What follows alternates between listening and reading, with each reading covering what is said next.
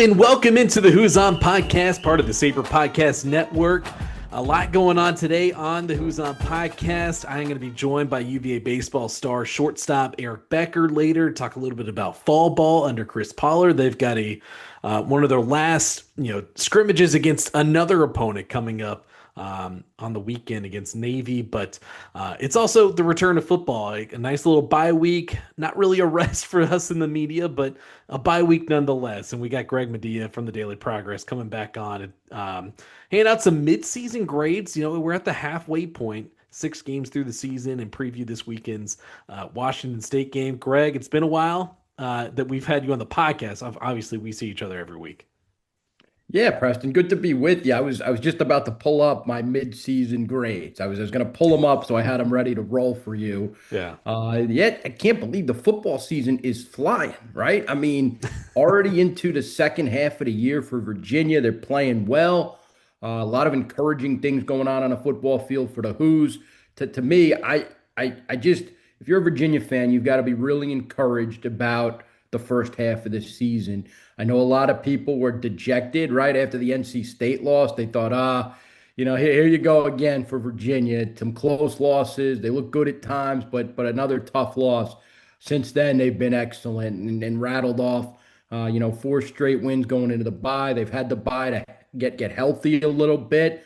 So I think all things considered, if you're a Virginia fan, you've got to be elated. They're in the thick of the ACC title race. There's a shot they could make the playoff if they keep playing well. A lot of things going right for Virginia as they get ready for the second half of the season.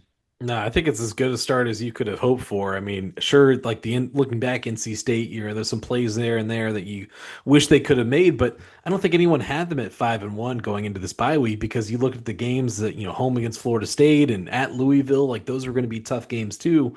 On top of NC State, who's, they've been up and down this year. It's a Dave Dorn team that, I know there's some people down in Raleigh that aren't too thrilled with right now, but and looking at this bye week, kind of how they have it, put this year. I don't know if how much feedback they get into these bye weeks, but last year you had each third of the season. So after 4 games they had one. After another 4 games they had one, and I thought that was really well done. I think this is even better this year. After 6 games, you get that first bye, and then you get the last one right before Virginia Tech.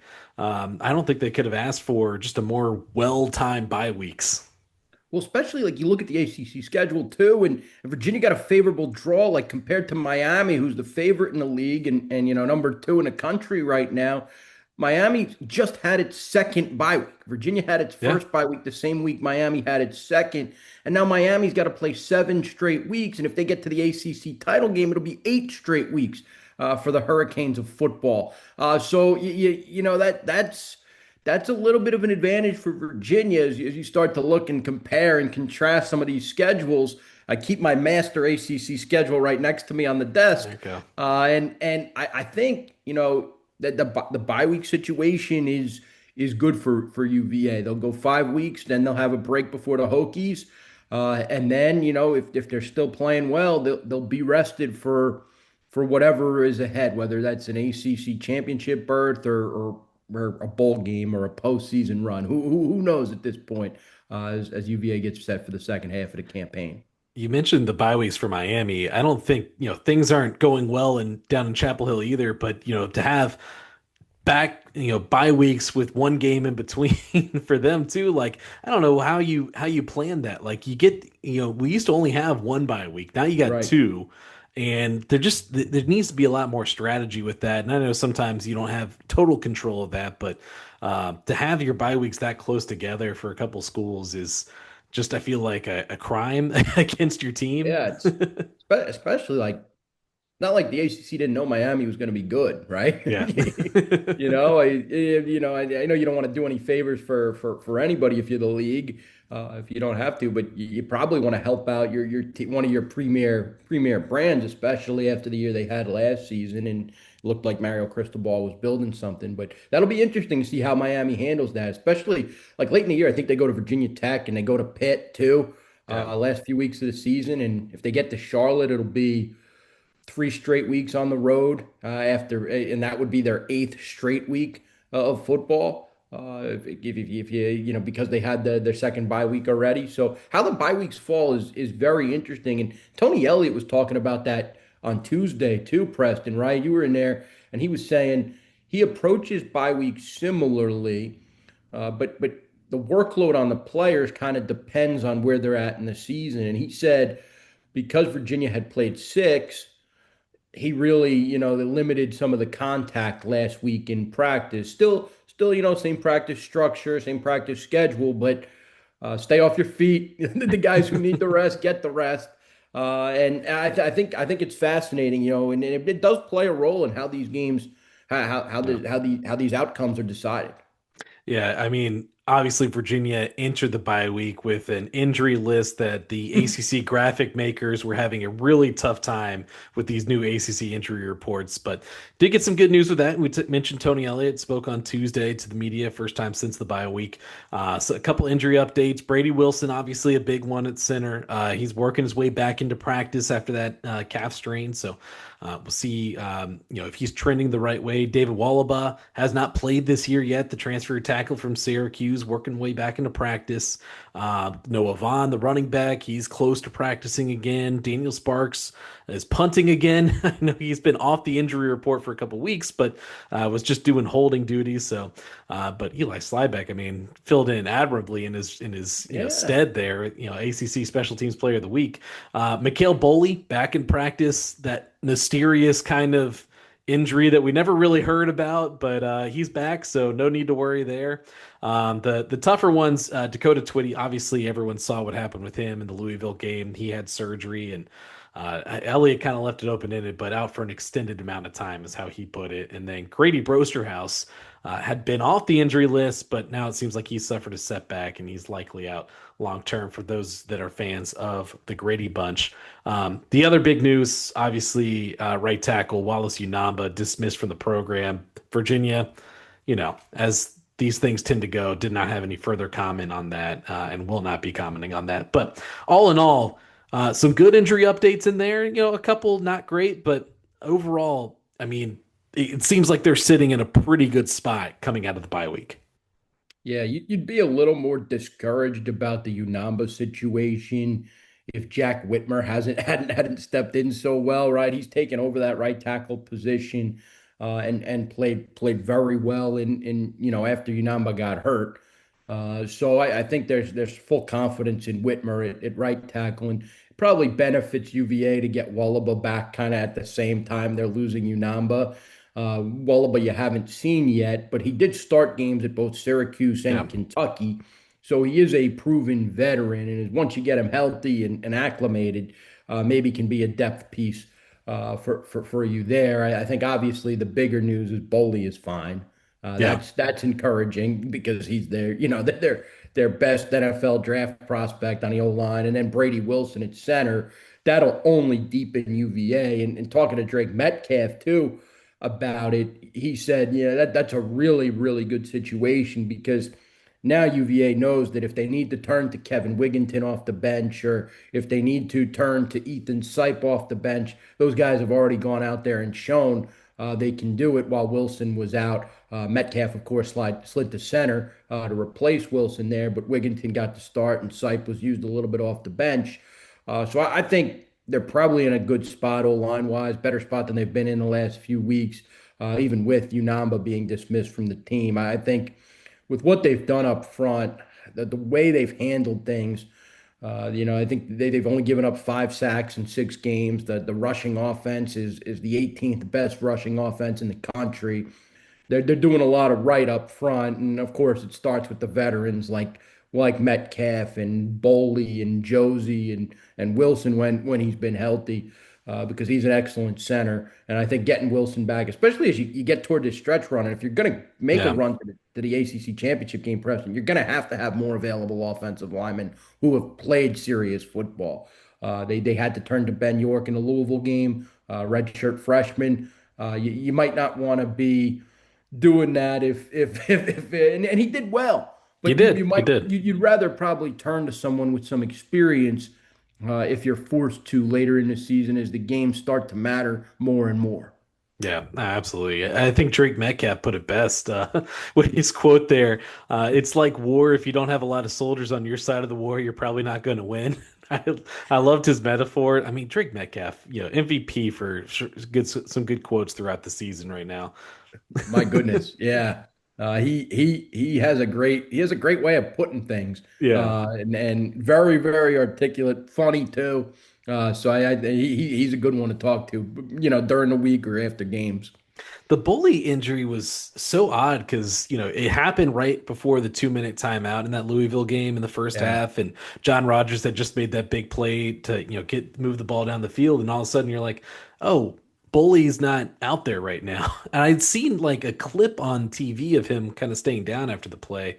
So kind of unclear what that was, but obviously he's fine now. And that's huge because, and he might have, I mean, I don't know if you get into this, but might have been the best offensive lineman they've had so far this season. I would agree. I mean, Wilson probably had an argument before he got hurt, Yeah.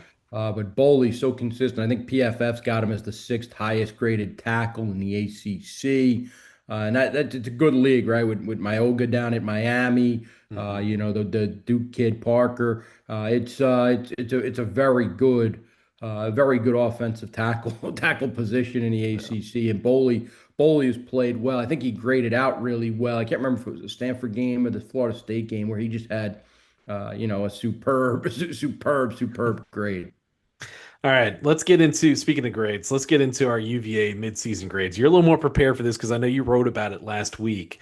But just kind of taking a little bit big picture look at this now. We'll start with the offense, where all things start.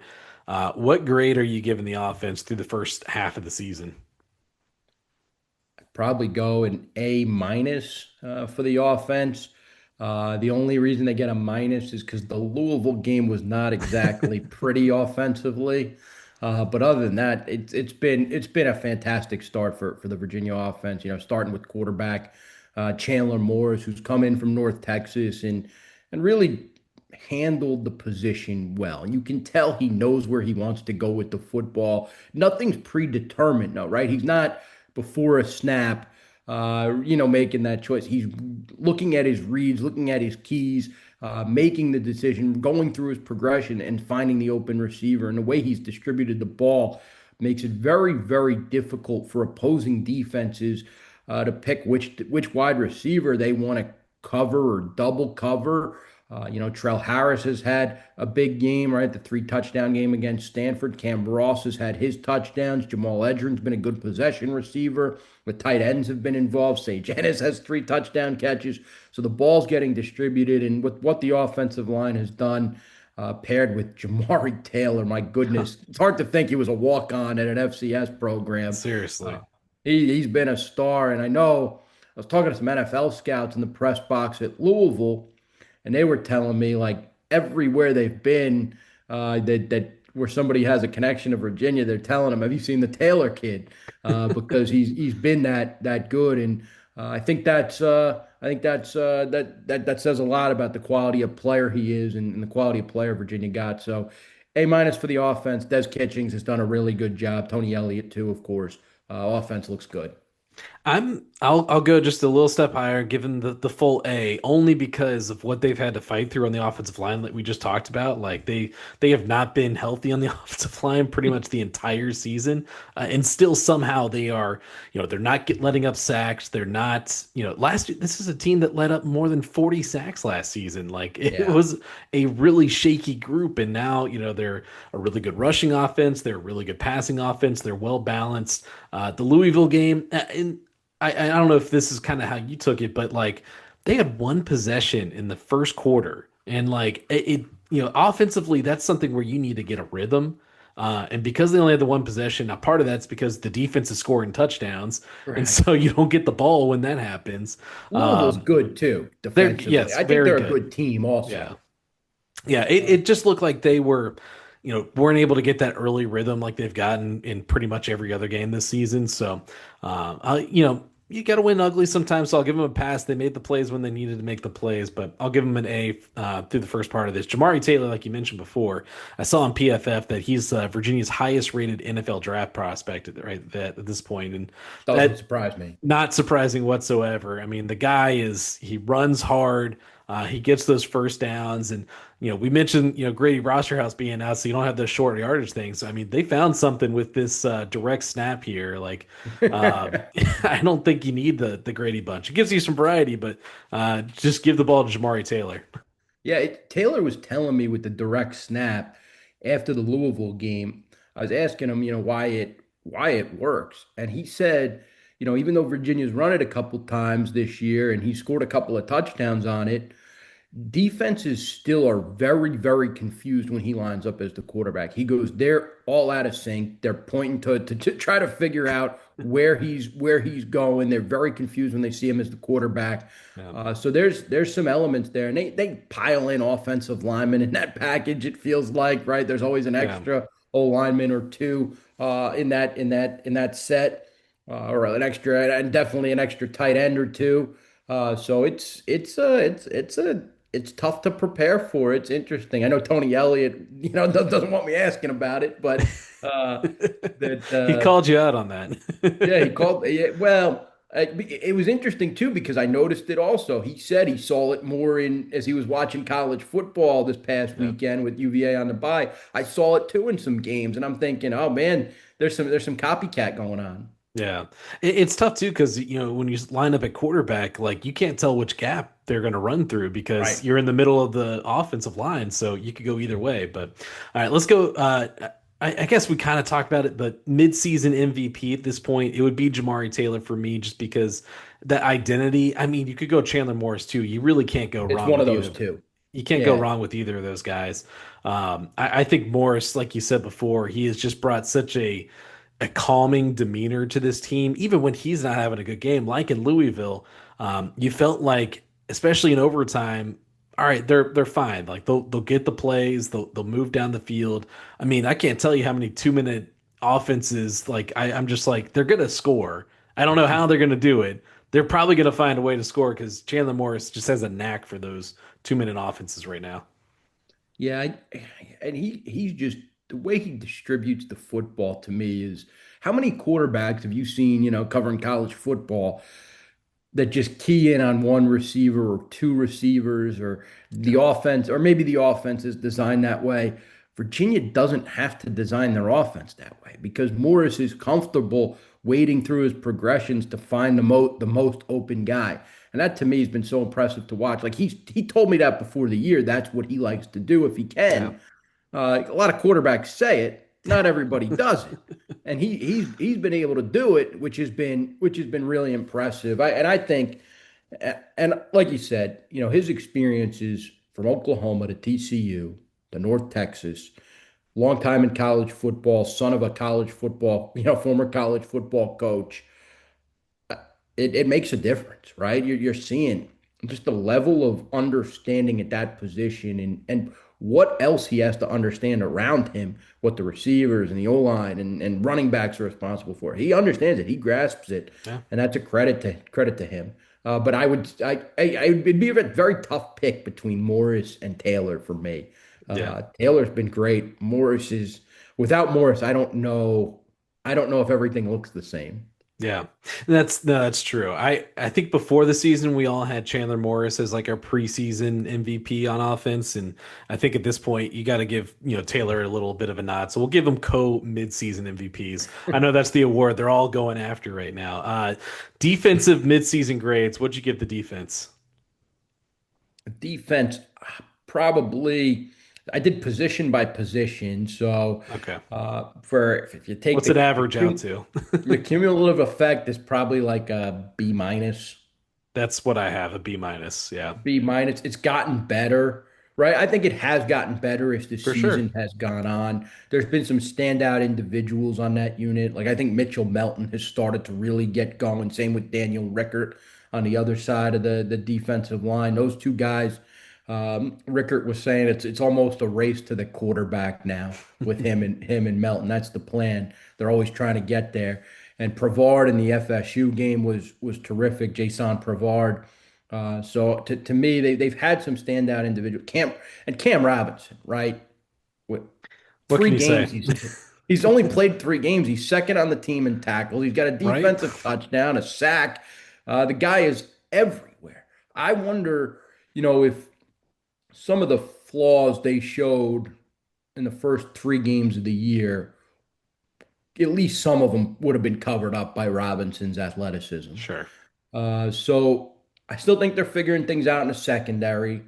But Robinson has helped both against the run and the pass since his return.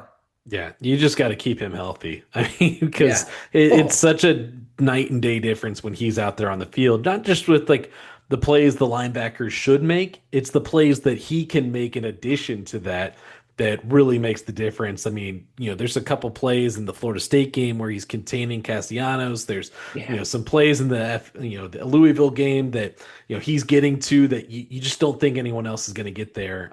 That's kind of what he adds to this defense right now. Yeah, I think B minus is right. And obviously, the big thing that this team's going to have to look at as we go on is the secondary and just what improvements can happen there. Early on in the year was a lot of communication issues between the safeties and the corners, especially on some of these deep routes.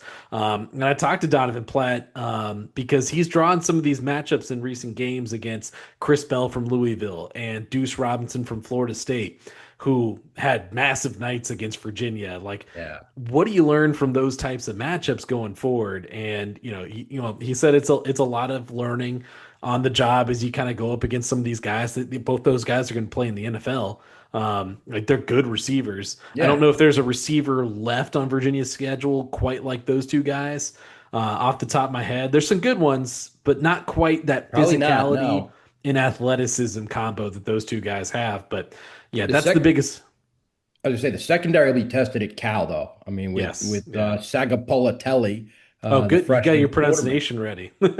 I try, but they're going to sling the ball or try to sling the ball around, I'm sure, right? He's done it pretty well through the early going of his career at Cal, and then I'm sure Virginia will be tested that night, but they probably don't have a receiver as Duke good as as well. Bell or Robinson. Yeah, Duke Duke as too. well. That Darian Minsa passing attack, and they've got You're some right.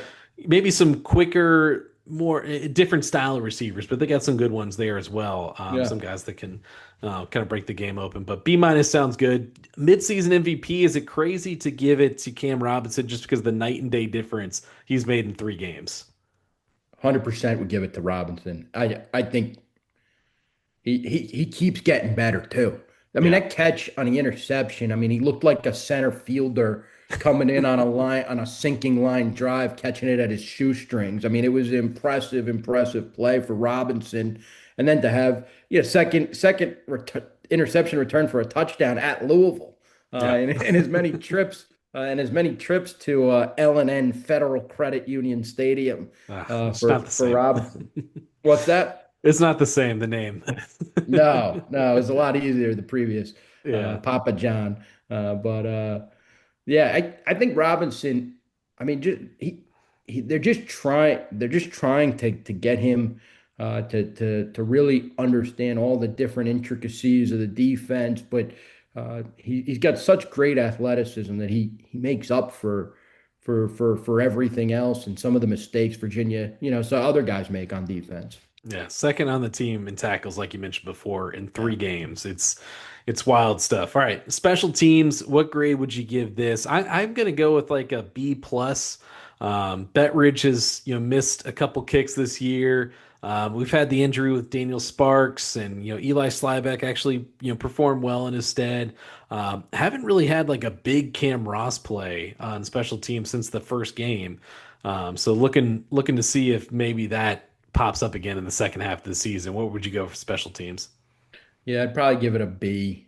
B minus as well. I Yeah. mean, it's been fine. Like there hasn't been the one great thing about it. There hasn't been the oh God, it's terrible play. Right? Yeah. And then Virginia's had that in the past. They improved last year under the special teams coordinator Keith Gaither. They really did some nice things last year to improve their coverage units. But this year they still haven't had the terrible mistake. Colin Lacey got close, And if it weren't for Jack Whitmer's horse collar tackle, you might have been saying, "Oh no," Yeah. on that one. But they haven't had that the big long return allowed. They haven't had the block punt allowed or the blocked field goal allowed. They've had some missed kicks. I think that's got to get cleaned up. And I think you got to understand at this point that if it's 40 yards plus, you're really taking a chance with Bettridge. He's great inside 40. From beyond, it's not a given, No. right? And I think it'll be good for them to get Sparks back in a punting game. But yeah, it's just kind of been okay. It's been fine, no bad mistakes. Some strong performances and highlight reel plays early, but nothing since. Yeah, I mean that first game you had a couple special teams plays Block and punt, yeah, yeah. block punt. Yeah, so we'll see how that kind of progresses from here. Coaching, Tony Elliott obviously entered this season with a lot of pressure to kind of get some results, and through 6 games, he's tied the most wins he's had in the season at UVA to this point, and he's done it in half a season. So I don't know if you can give much less than an A minus. I'll go an A though. Yeah, and to take and mold a team with what 54 new players, 32 transfers, and put it together and for it to look like these guys have been playing football together for a while. That's a huge credit to Tony and his staff because they look in sync and they've looked in sync on offense from the get-go. It's taken the defense some time, but Yeah. they've gotten guys to buy into what they want to do, his vision for the program, and to have that skill that shows something. So I think he's done an excellent job this season. Did you go with a grade? Oh, and A, An A. Okay.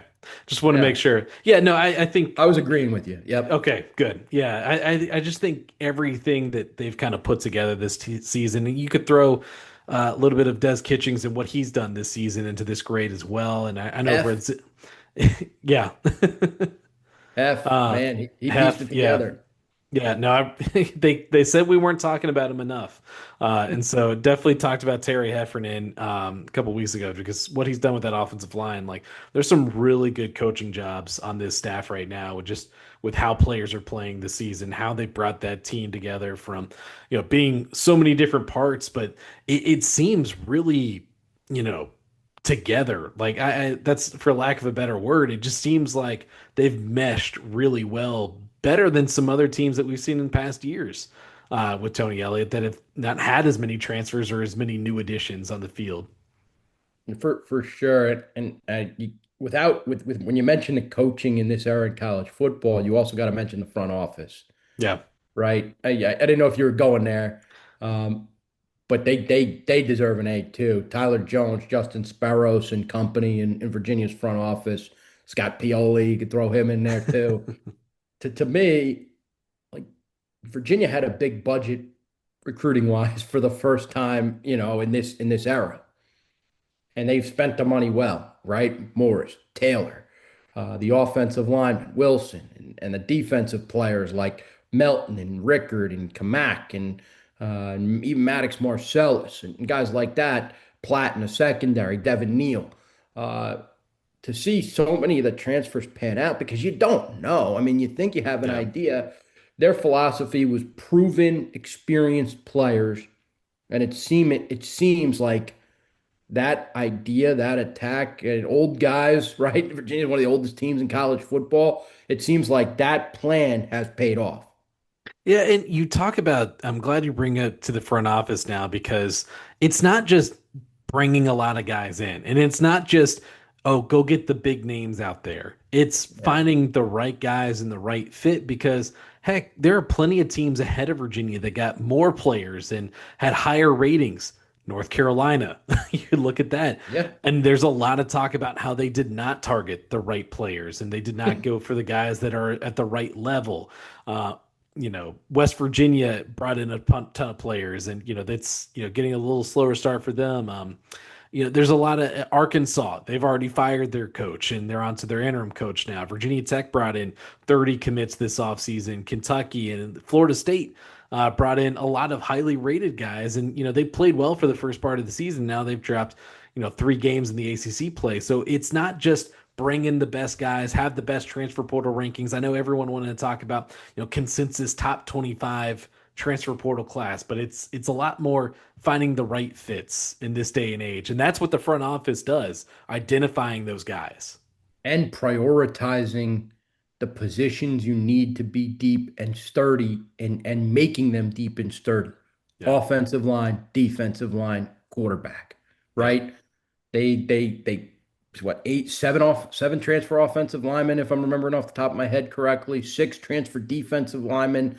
And you look at those just look at the interior defensive linemen, right? They brought in Hunter Osborne from Alabama and Jacob Holmes from Fresno State to add to a group that was already deep enough, right? Hammond, Britton, Jameer Carter. Now you've got five you're playing, and Hunter Osborne is a really good player. And he's coming off the bench as like the fourth, maybe fifth guy. And yeah. he can give you quality reps. On the O-line, they've had all these injuries, but they've withstood because they've been able to plug and play with some different guys, whether it's Wigginton or Sipe, who they brought in the year before. I think they've done a good job recognizing. They saw some playoff teams last year. They played Notre Dame, Clemson, SMU, excuse me, and they probably looked at the other side of the line of scrimmage and said, "Man, these guys are loaded on the offensive and defensive lines." Tony Elliott has talked about it for years, how at Yeah. Clemson they used to roll defensive linemen and had wished Virginia could do the same thing. When Virginia got the money, front office went out and prioritized those positions of absolute need. Yeah, it's funny. I think back to conversation had with Lowe Davis at Cav Futures. Just they were sitting in the press box last year watching Virginia Tech come out of the tunnel, and they're like, "Man, they got some dudes. Like we need some dudes." And they went out and they got some dudes. Like Yeah, they are solid right now. And a lot of people made fun of, oh, they're bringing in so many offensive linemen, they're bringing in so many defensive backs. you need Uh, them. all needed because of the injuries. They come for everyone. Every team's going to deal with injuries, and so it's a really good job done by this front office. All right, jumping in lastly here to a Washington State preview this week. It's a new team coming to Charlottesville, not only with everything that's changed with them after Jake Dickert left for Wake Forest, and now they have Jimmy Rogers as head coach there. But it's also Virginia has not played Washington State before in football. What is one thing though that jumped out on tape watching Washington State scare the crap out of number 4 Ole Miss last week, 24-21 on the road? Yeah, man, I was watching the game and I'm thinking, holy cow, is this Washington State team better than you think? Is Old Miss played down? It's probably a combination of both. Mm, Their move, their quarterback change. I think yeah, Tony Elliott even mentioned it. Their quarterback change has given them some new life. Eckhouse is the quarterback. I think it's Zevi Eckhouse. Zevi, yep, Zevi, I didn't want to butcher the first name. I know the last name's Zach House. Throws the ball, can run it a little bit. I think he's given them some life. They've got some receivers who can absolutely play. And they've got a defensive end who's getting after the quarterback, too. 2 sacks against Ole Miss, had a sack against Washington. yeah, Uh, so Isaac I, Terrell, yeah, Isaac Terrell. Yes, I should have mentioned his name. But I think, it's very tough, I'm sure, for Washington State to get players the way it used to, right? And Jimmy Rogers had come in from South Dakota State program at the FCS level. And there's some South Dakota State transfers on the roster. So I'm sure he's instilling, what it took to win at South Dakota State. It's an FCS national championship winning program, won an sure. FCS national title there. I'm sure some of those same principles are in place. So they're going to be tough.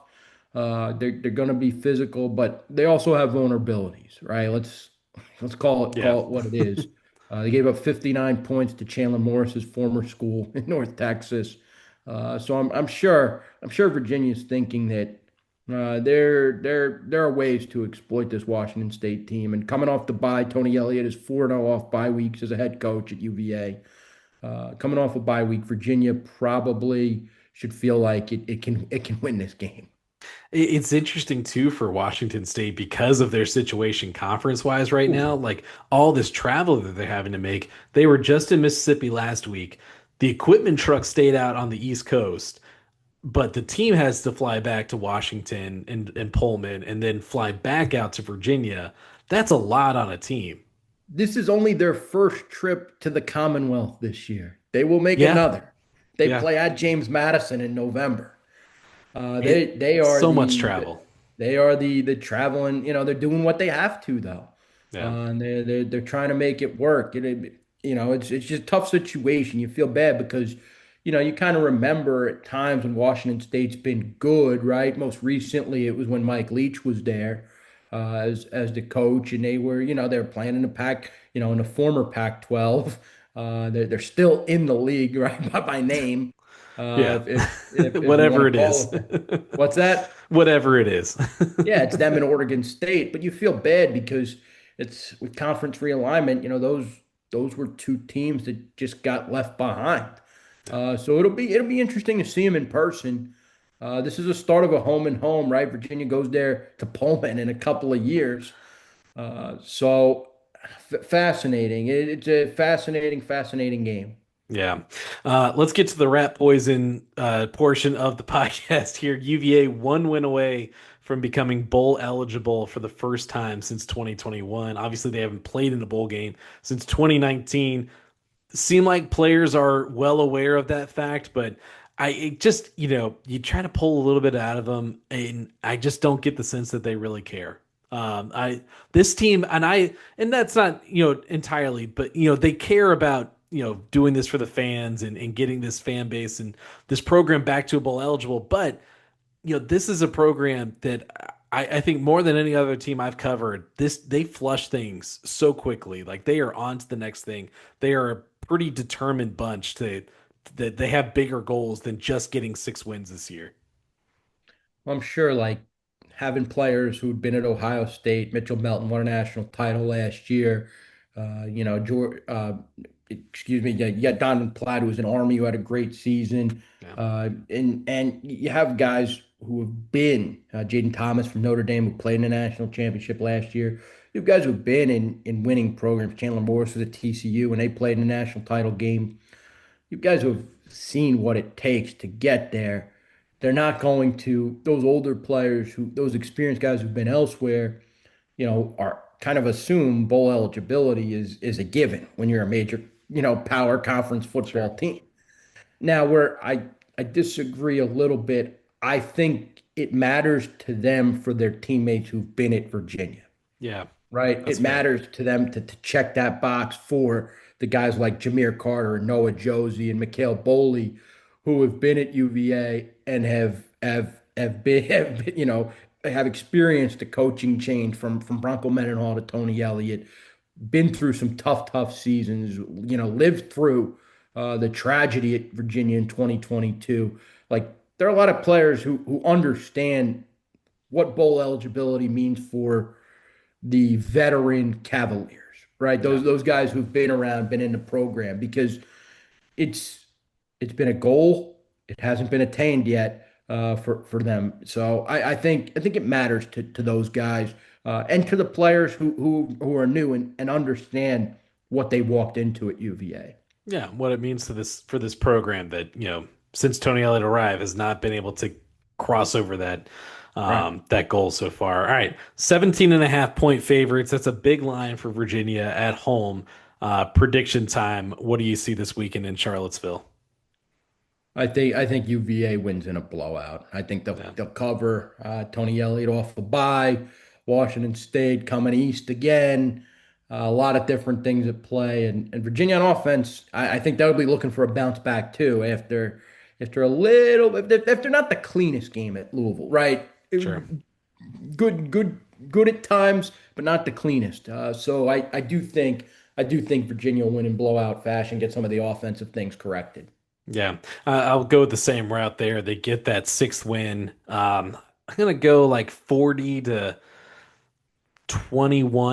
something like that. I think they might just barely cover that 17 and a half. That's a lot of points.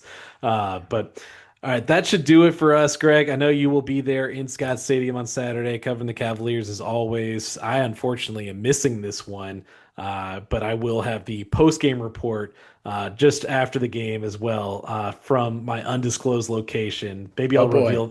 Maybe I'll reveal that when I'm when I got hop on there after the game on Saturday. But Greg, thanks for joining us. We're going to toss it over now. I caught up with UVA shortstop Eric Becker, just talk a little bit about fall baseball and his story, and just how Chris Pollard's first fall day is going in Charlottesville. So that's coming up next. Welcome back into the Who's On podcast. We are taking a little trip over to the dish for some fall baseball now. I am joined today by All-ACC shortstop, USA Collegiate National Team member this summer. I got Eric Becker, shortstop for the Cavaliers, coming on here. Eric, it's the fall. It's you got some baseball going on, got some scrimmages. How is it going, man? Yeah, it's been a lot of fun.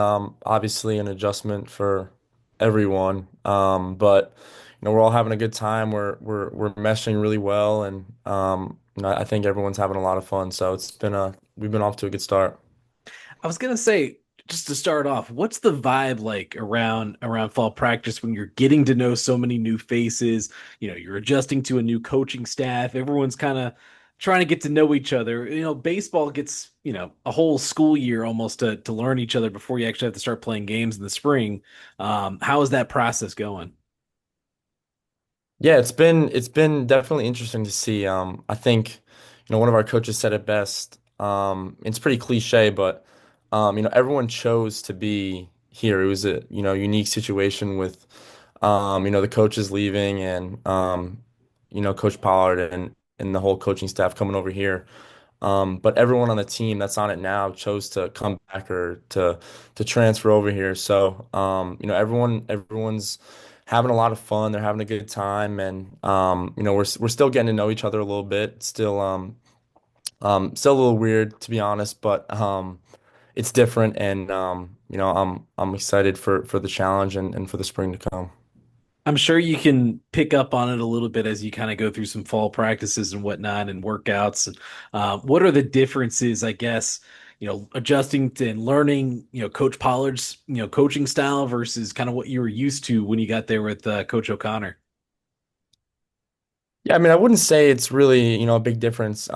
If I remember correctly, I think, Coach O'Connor and Coach Pollard are pretty good friends, and they were when, they coached against each other for a while. So I know Coach Pollard is a huge fan of Coach O'Connor, but just the way that the coaching staff now goes about everything, it's been a joy to be a part of, and they really cherish making connections with us, and that helps. And I went to a foundation dinner, and they told me to say an adjective about the team, and my word was resilience.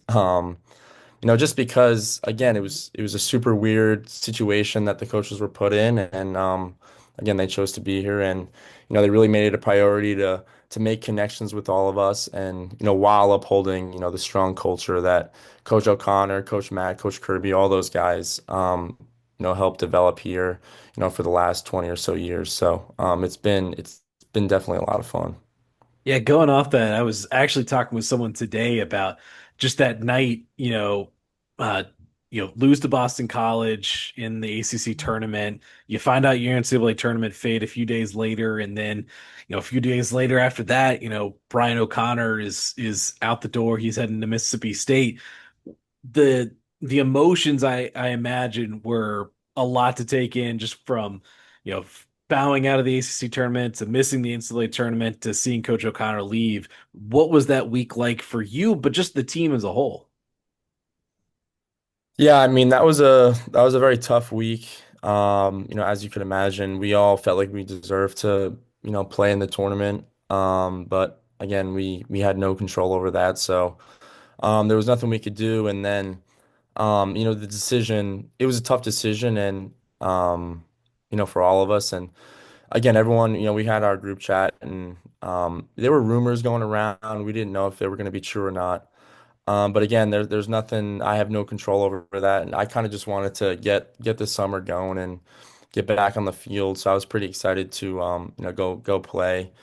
Um, but again, yeah, I mean, I had really no control and respect. I have nothing but respect for all those guys that went over to Mississippi State. Still in contact with a bunch of them. So wish them nothing but the best.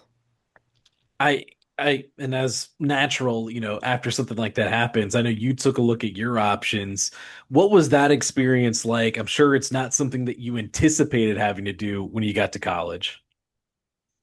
Yeah, I mean, one of the reasons that I chose UVA was, kind of the coaching stability and they were a coaching staff who's been together for a while and obviously they coach kids the right way. But that was, that went into my decision process when I was being recruited out of high school. But I mean, it was a pretty hectic um few weeks in the beginning of the summer. Um Me, I'm kind of not really an attention seeker. I don't really like attention. So it was a pretty tough week to be honest. Tough few weeks.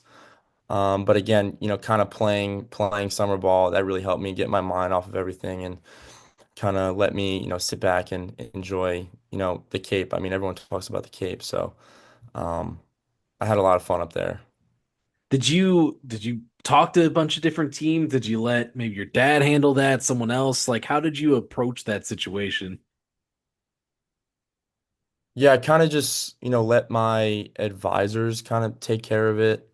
Um, Again, I didn't want to. Again, I was up in the Cape, so I didn't want to really, focus on, talking to coaches, kind of stuff like that. So I just wanted to really focus on baseball and kind of, have my head, being in the right spot, for baseball. So I let my coaches handle it, kind of talk to some guys, but I mean, I'm super happy with the decision I made, and I'm happy to be back. Yeah, let's talk about Coach Pollard because obviously you guys had a previous relationship. I know your dad, Jeff, obviously he played at Duke, so you got a little bit of an alumni relationship there. But also, I know Chris Pollard and staff they kind of recruited you a little bit, and your brother Nicky. What was that relationship like? What was that reaction like when Chris Pollard gets the job there at UVA?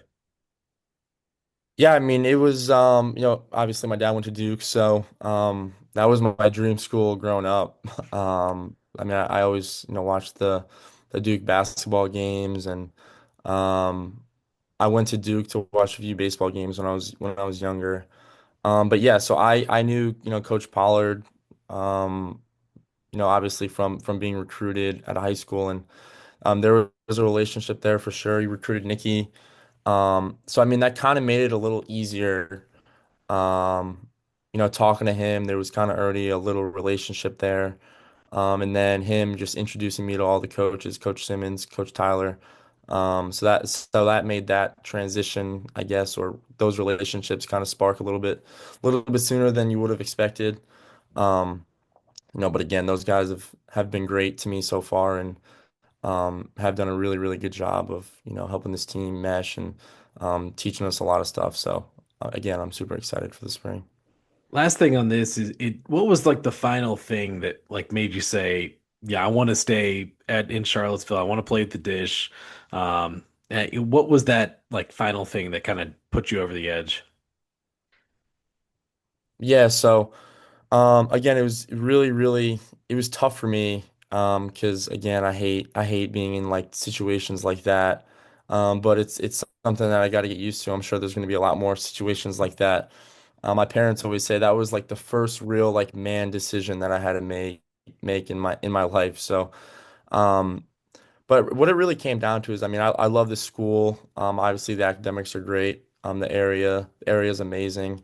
But again, I know the ACC. I've played in here for 2 years. And again, I've heard nothing but good things about those coaches. They've been amazing, and everyone I talked to, spoke very highly about them. So I thought that was the right decision for me, and it certainly has been. I know You want to talk about the baseball, so let's talk about, this summer you get a great opportunity. Obviously, you talked about playing at the Cape, but you also get to play with the USA Collegiate National Team, and you get to play with, one of your current or a couple of your current teammates actually with AJ Garcia, who made the team with you, but then Kyle Johnson was in training camp.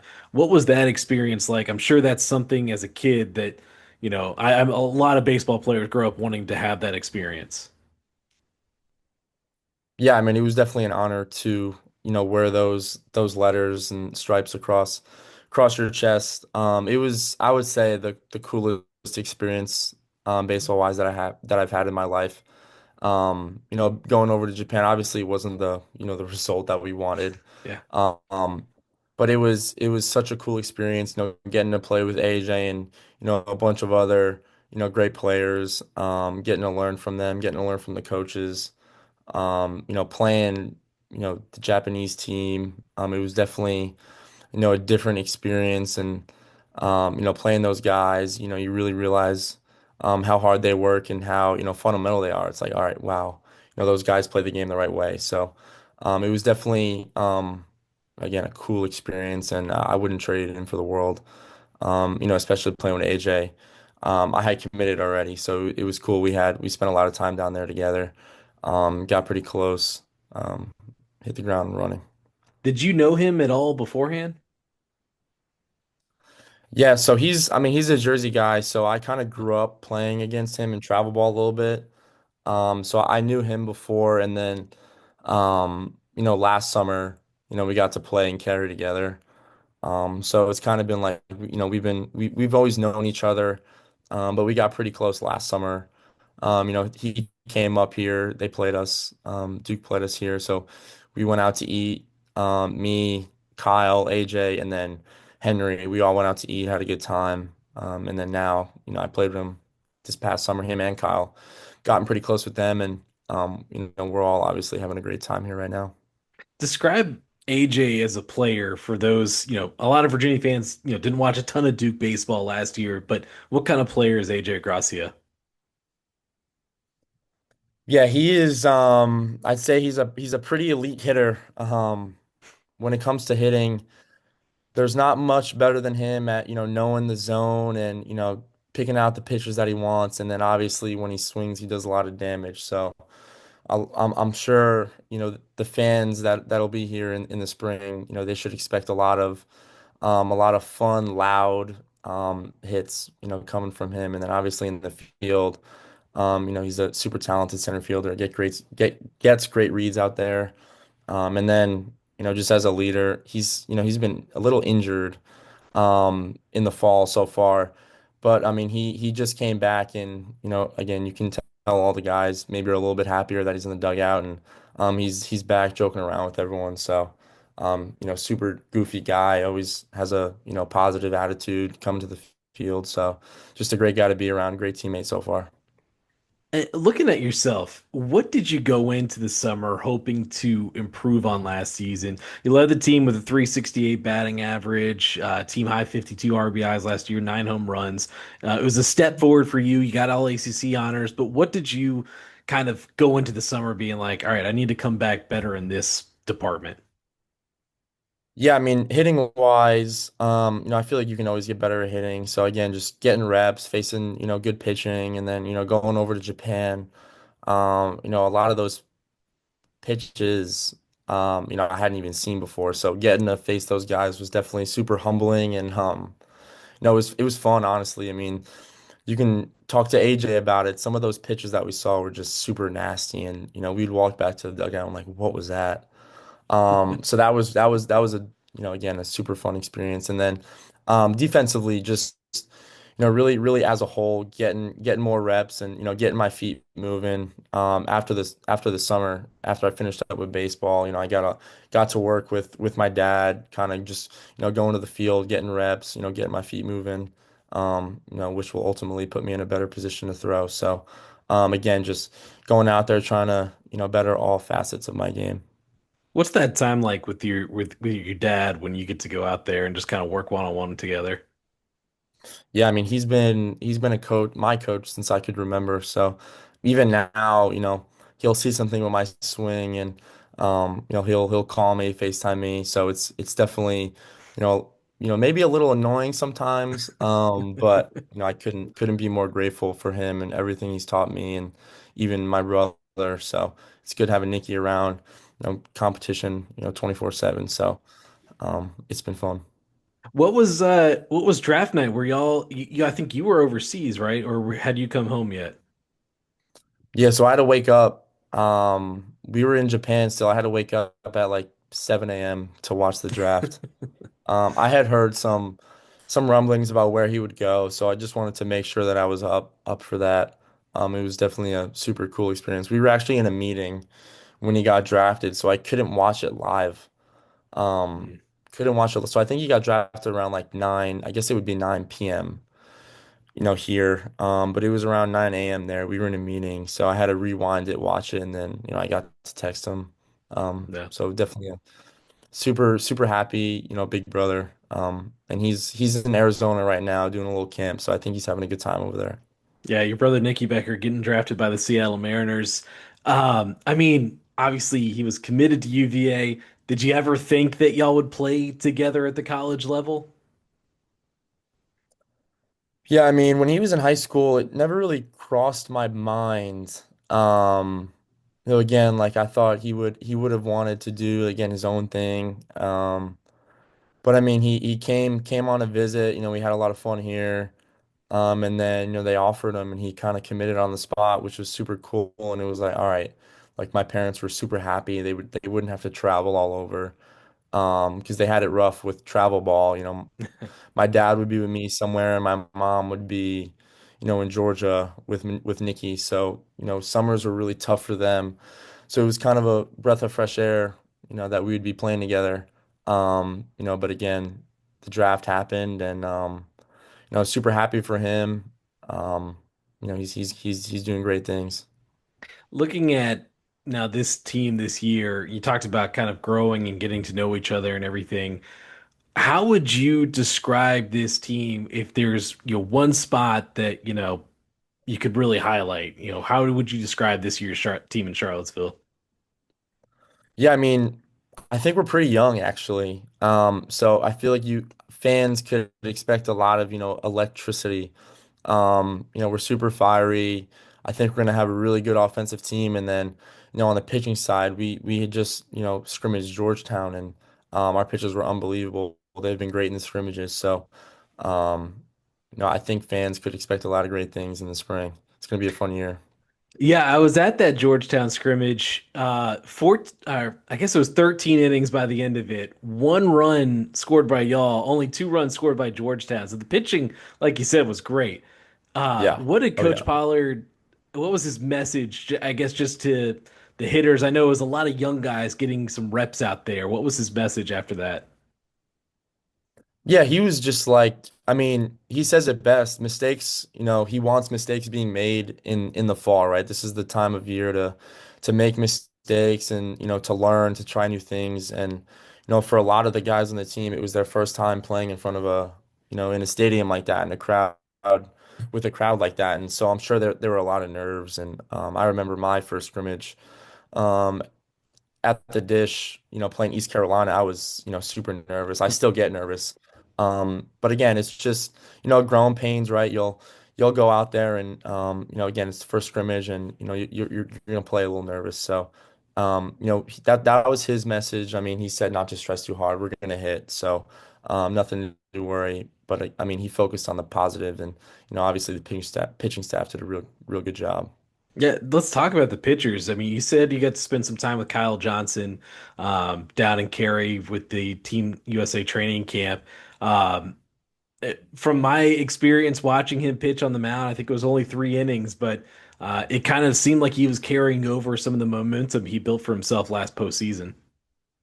Oh yeah, I mean, he is a completely different person when he's on the mound. I mean, off the field, he's, again, super goofy, like happy, and then he's on the mound and he's all business. So, I mean, watching him pitch this fall, has been pretty fun to watch. I mean, he's got some good stuff and he really works hard. So, I'm expecting, a lot of big things from him and seeing the way that he's, held himself. and how he carries himself, has been pretty fun to watch and see the way he goes about his business here. I kind of learn a little bit from him and what he does. This lineup looks like it has a ton of potential between the guys that came up from Duke, guys like AJ and Kyle and Sam Harris and Zach Jackson, guys like that. Noah Murray, I'm gonna miss names. Some of the guys that stayed from UVA, like yourself, Diddy's back. You've got some freshmen coming in. You've got Joe Tiroli coming in. What do you just make of this, this lineup overall?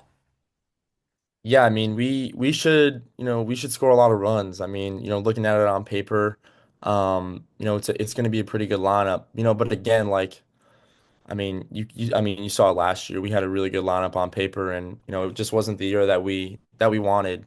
So just now, I mean, we're going about our business and trying not to ride the highs, ride the lows, like just stay even keel. Trying to learn as much as we can, and ET, our hitting coach, has been doing a great job of coaching us and um, making sure that we don't ride the lows and that we stay super positive. So that's kind of our main focus right now in the fall. I was going to ask about Eric because Eric Tyler, the hitting coach there at UVA now, came over with Coach Pollard from Duke.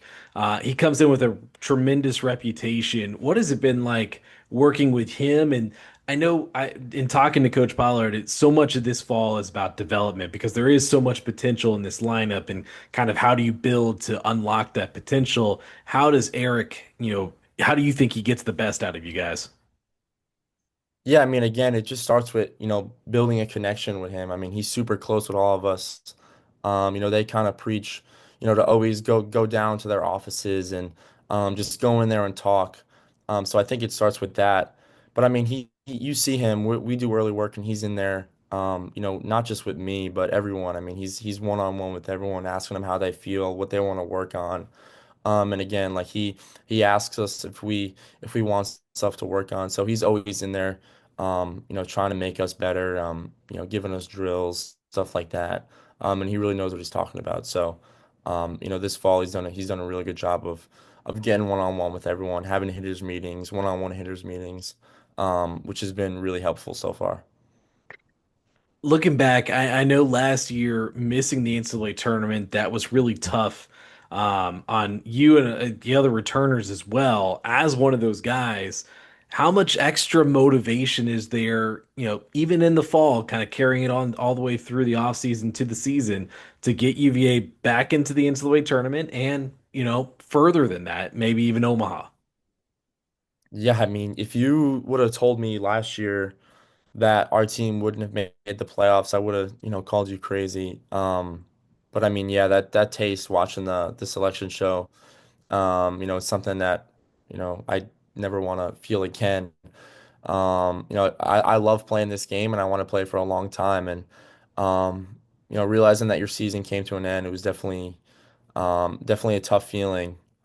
So yeah, I mean, there is a little bit of extra motivation in all the returners' mind. And then even the feeling that Duke had, all those guys, losing the super regional, right? I mean, there's a lot of us who've been to Omaha on this team, and all the Duke guys, lost in game three of the super regional. So I mean, there's a lot of motivation going around on this team, and hopefully it's for the better. I was gonna ask, can y'all feel that because Coach Pollard had never made it to Omaha when he was at Duke. That was something that was they're on the precipice many times, including against UVA a couple years ago. That could never quite get over that hump, though.